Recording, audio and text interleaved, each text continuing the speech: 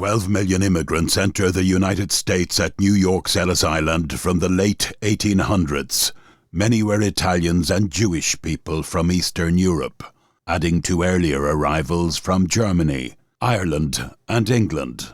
70% of all immigrants to America in the 19th century entered through New York City, then known as the Golden Door. Most were fleeing hardship, though the future that awaited many of them was often anything but golden. After Irish and Germans, it was the Italians who immigrated to the US in the largest numbers, escaping desperate poverty in the wake of Italian unification. Instead of moving inland like many other nationalities, they chose to settle in New York in greater numbers than anyone else. Immigrants gravitated to their own communities, but found harsh living conditions, often in tenement slums of East Harlem, the first Little Italy, and the Lower East Side, where rents were cheaper. Here the Italians made their home, including in the overcrowded and crime-ridden slum of 5 Points and its notorious Mulberry Street and The Bend. From its residents to street vendors and stores, Italian customs and its language could be found in every street. Little Italy still exists today, though it is becoming ever more little as Chinatown grows. Italian neighborhoods were close-knit communities where family was an important social consideration and cultural influence from the Old World was strong. It wasn't unusual for whole villages from Italy to be found in a street or even in a single tenement block. But all Italians, like many immigrants, faced the same problem. There were never enough jobs available, and those that could be found were low pay. They were frequently exploited by employers when working as laborers in rail and road construction, or rag picking in garbage dumps. Sometimes knowing little English and desperate for work, Italians were even taken advantage of by labor agents or padrones from their homeland, who took a cut of their wages. Today you will hear an account of the Italian immigrant community in New York, told by Jacob Riis, 1849 to 1914. Riis was a Danish-American social reformer and photographer who made a significant contribution to the reform of living conditions in New York at the end of the 19th century. You will learn how tough life was for a newly arrived immigrant, how a man could be exploited at every turn, and what it was like to work in the horror of the garbage dumps, where some gangs of Italians both lived and worked in unimaginable squalor. Before we move on, if you're interested in history like this, and you want to find out more about what life was really like for people in the past, please consider subscribing for more content. If you'd like to support what we make for you, check out the description for links to ways you can help us continue bringing the past alive. Certainly a picturesque, if not very tidy, element has been added to the population in the assisted Italian immigrant who claims so large a share of public attention, partly because he keeps coming at such a tremendous rate, but chiefly because he elects to stay in New York, or near enough for it to serve as his base of operations, and here promptly reproduces conditions of destitution and disorder which, set in the framework of Mediterranean exuberance, are the delight of the artist, but in a matter-of-fact American community become its danger and reproach. The reproduction is made easier in New York because he finds the material ready to hand in the worst of the slum tenements. But even where it is not, he soon reduces what he does find to his own level, if allowed to follow his natural bent. The Italian comes in at the bottom, and in the generation that came over the sea, he stays there. In the slums he is welcomed as a tenant who makes less trouble than the contentious Irishman or the order-loving German. That is to say, is content to live in a pigsty and submits to robbery at the hands of the rent collector without murmur. Yet this very tractability makes of him, in good hands, when firmly and intelligently managed, a really desirable tenant. But it is not his good fortune often to fall in with other hospitality upon his coming than that which brought him here for its own profit, and has no idea of letting go its grip upon him as long as there is a cent to be made out of him. Recent congressional inquiries have shown the nature of the assistance he receives from greedy steamship agents and bankers who persuade him by false promises to mortgage his home, his few belongings, and his wages for months to come for a ticket to the land where plenty of work is to be had at princely wages. The padrone, the banker, a labour agent for immigrant workers, is nothing else.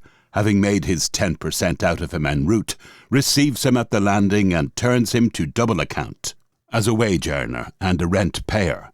In each of these roles he is made to yield a profit to his unscrupulous countryman, whom he trusts implicitly with the instinct of utter helplessness.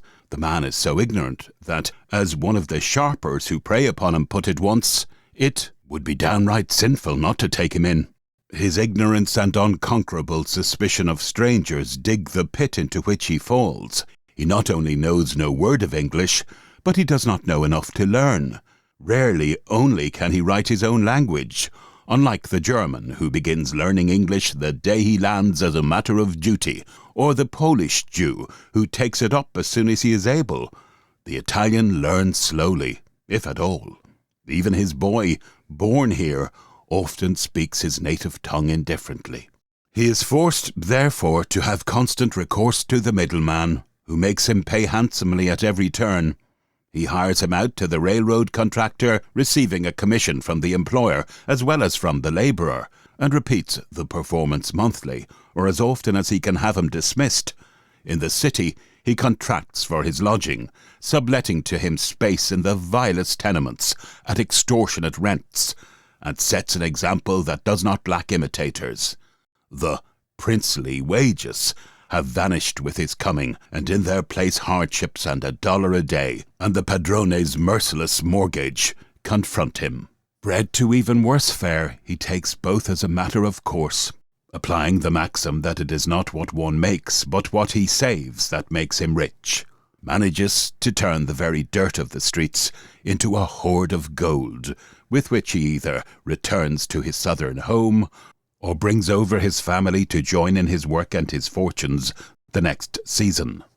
The discovery was made by earlier explorers that there is money in New York's ash barrel, but it was left to the genius of the padrone to develop the full resources of the mine that has become the exclusive preserve of the Italian immigrant. Only a few years ago, when rag-picking was carried out in a desultory and irresponsible sort of way, the city hired gangs of men to trim the ash scows, cargo barges, before they were sent out to sea. The trimming consisted in levelling out the dirt as it was dumped from the carts, so that the scow might be evenly loaded. The men were paid $1.50 a day, kept what they found that was worth having, and allowed the swarms of Italians who hung about the dumps to do the heavy work for them, letting them have their pick of the loads for their trouble. Today, Italians contract for the work, paying large sums to be permitted to do it. The city received not less than $80,000 last year for the sale of this privilege to the contractors, who in addition have to pay gangs of their countrymen for sorting out the bones, rags, tin cans, and other waste that are found in the ashes and form the staples of their trade and their sources of revenue. The effect has been vastly to increase the power of the padrone, or his ally, the contractor, by giving him exclusive control of the one industry in which the Italian was formerly an independent dealer, and reducing him literally to the plane of the dump. Whenever the back of the sanitary police is turned, he will make his home in the filthy burrows where he works by day, sleeping and eating his meals under the dump, on the edge of slimy depths and amid surroundings full of unutterable horror. The city did not bargain to house, though it is content to board him, so long as he can make the ash barrels yield the food to keep him alive.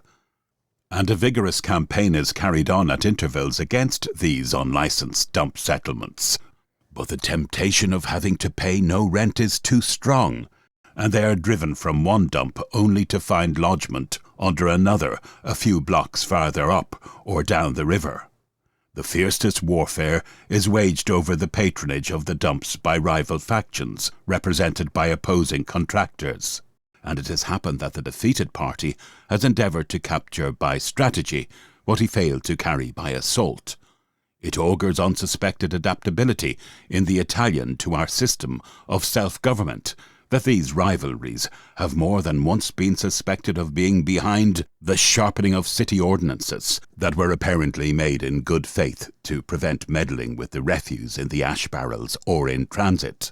Did the Italian always adapt himself as readily to the operation of the civil law as to the manipulation of political pull on occasion, he would save himself a good deal of unnecessary trouble.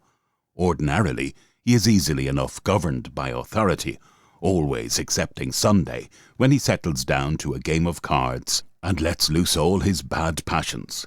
Like the Chinese, the Italian is a born gambler.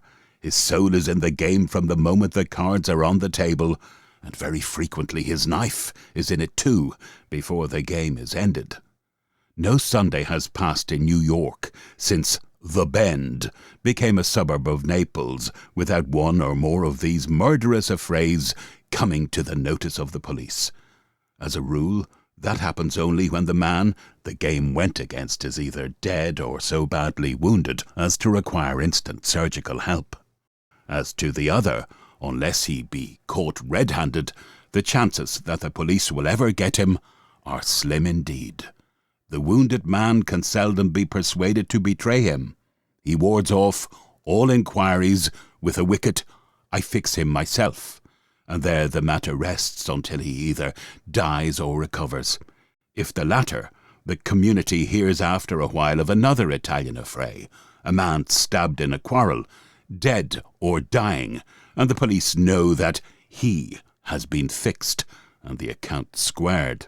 With all his conspicuous faults, the swarthy Italian immigrant has his redeeming traits. He is as honest as he is hot-headed.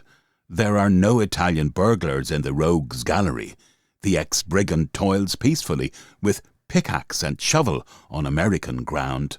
His boy occasionally shows as a pickpocket, the results of his training with the toughs of the 6th Ward slums. The only criminal business to which the father occasionally lends his hand, outside of murder, is a bunco game, of which his confiding countrymen, returning with their hoard to their native land, are the victims. The women are faithful wives and devoted mothers. Their vivid and picturesque costumes lend a tinge of colour to the otherwise dull monotony of the slums they inhabit. The Italian is gay, light-hearted, and, if his fur is not stroked the wrong way, inoffensive as a child. His worst offence is that he keeps the stale beer dives, where his headquarters is, in the Mulberry Street Bend. These vile dens flourish, and gather about them all the wrecks, the utterly wretched, the hopelessly lost, on the lowest slope of depraved humanity. And out of their misery he makes a profit.